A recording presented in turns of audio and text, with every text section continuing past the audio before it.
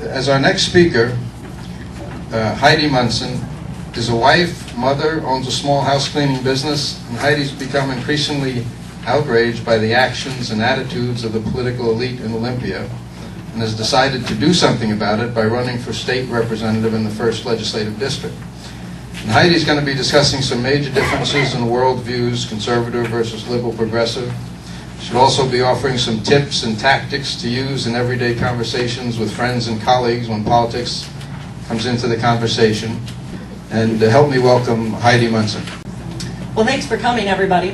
What I'm speaking about today is influencing your friends and family politically. I'm a very practical person, and this is going to be a very practical application for your everyday lives. Because we can win elections, we will win these elections in November, but we need to start influencing those around us. And I think that a lot of people are in my situation, or have been in my situation, where I don't want to bring stuff up with my friends and family. I don't want to, maybe I'll offend them, or maybe I'll create a rift.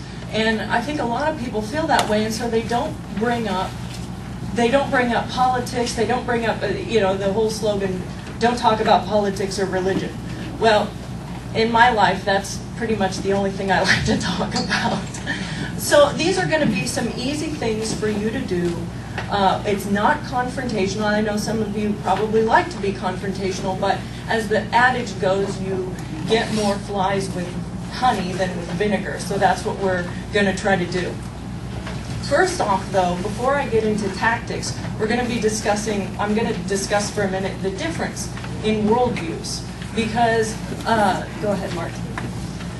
Because a lot of people, especially if you're like me, of a conservative nature, you wonder people who think differently than you do, why do they think that way? Why do they vote that way? Why do they say those kind of things? There is a difference between a conservative worldview and a progressive or liberal worldview.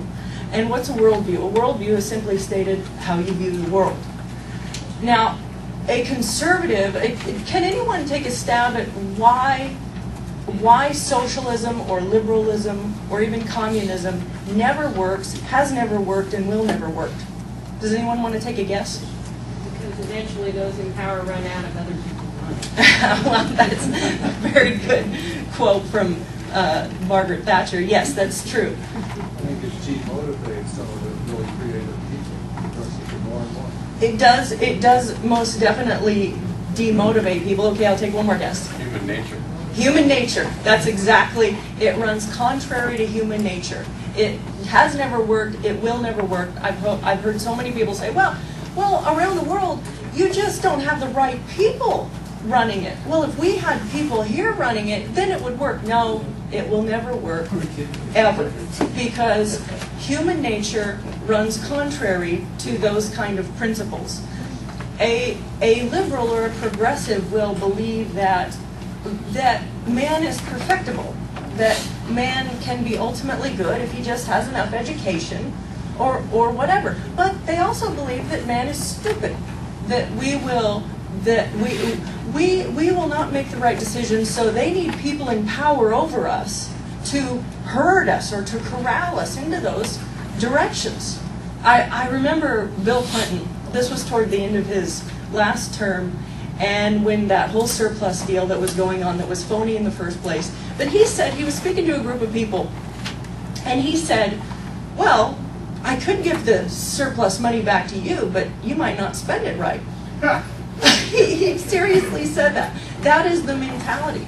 A conservative mindset understands that mankind is flawed and will make incorrect decisions, but they have liberty to do so, and that's why you have laws in place, so that if they break a law, they will pay the penalty, and that's the way it goes. You don't control people, because look at this healthcare deal that's going on in Congress right now. It is all about control. And what are people immediately going to do? They're going to find any way they can to get around it. Any law that's made. Look at kids. I think about it, if any of you have more than one child, Have you ever had your kids, it's usually the older one, will start touching or jabbing the other one, and they'll say, "Mommy, make him stop. Mommy, make her stop." And they do this, and it's about an inch from the other one, and they say, "I'm not touching. I'm not touching." That's human nature. They're going to try to get away with. So the conservative worldview understands that humans are flawed, understands that humans are going to make mistakes, understands that humans are going to try to get away with stuff. We just have laws in place. And if people break the law, then they pay the penalty, and that's it. We don't run around trying to control people's minds, trying to control people's thoughts, all of that. So I wanted to give you that little background because some people, they haven't thought about it before. Some people, you're saying, yeah, I've known this forever and ever. But it gives a good insight into what you're dealing with when you talk to people who disagree with you.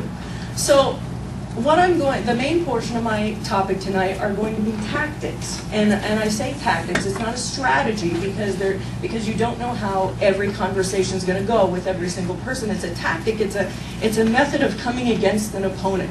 And you hate to say that when it's your friends or your family.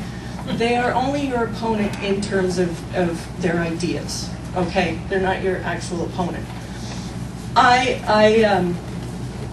I'm not brilliant. I didn't think these up on my own, so I will give credit to where credit is due. I have studied for a long time Christian apologetics, and these are things that I've learned from a Christian apologist that I listen to. His name is Greg Kokel. If anyone's interested in further, he goes far, far more into depth in these than I have time to tonight. And there's a lot more. His website is str.org in case you're interested. So anyway, we're going to go on to these tactics. I'm not going to give you snappy things to say. This isn't to make people look like fools, although if you use these properly, you can make people look very, very foolish. But we don't want to make people look like fools because we want them to come around to our way of thinking. And so the first tactic, and I gave handouts, so if you want to take notes, that's what the handouts are for.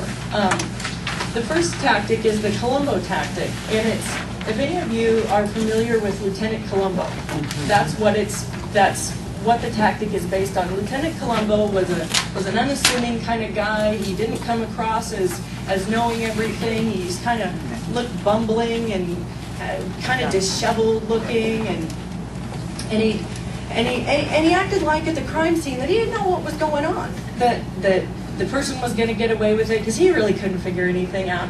And he'd say, "I don't know." He'd scratch his head, "I don't know. Something about this really bothers me." And then he'd start asking questions. He'd start asking question after question after question. This is what we're going to do. The first part of the Columbo tactic, the question is, what do you mean by that? When you're talking to people, oftentimes you'll get statements thrown out, you'll get random things in the course of conversation, and they don't identify what they mean. Now, they could mean any number of things. You want them to nail down, what do they mean by that? It forces them to define their point of view. What is your point of view on this?